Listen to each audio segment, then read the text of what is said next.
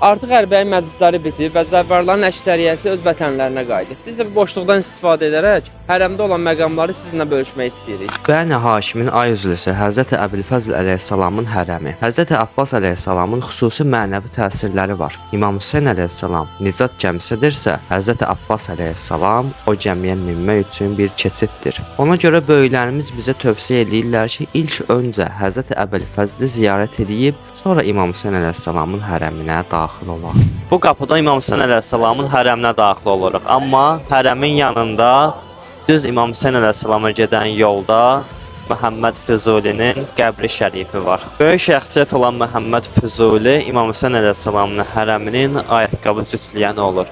Və vəsiyyətinə əsasən İmam Hüseyn əleyhissalamın hərəminə daxil olan zəvvarların ayaqlarının altında dəfn olunur.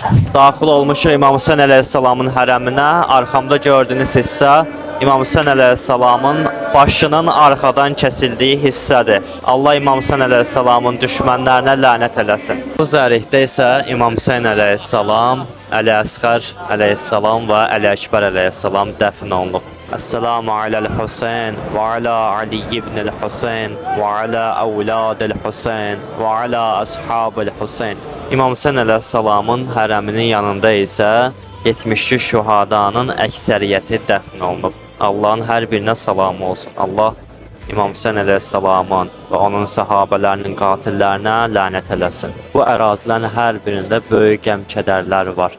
Doğrudan da bura kərbu bəladır, qəm-qüssə və bəlalar ocağı. Arxamda gördüyünüz zirək isə bütün yollar bağlandığı halda qoca yaşında özünü İmam Hüseynə tərəf çatdıran Həbib ibn Məzahirin zərihidir.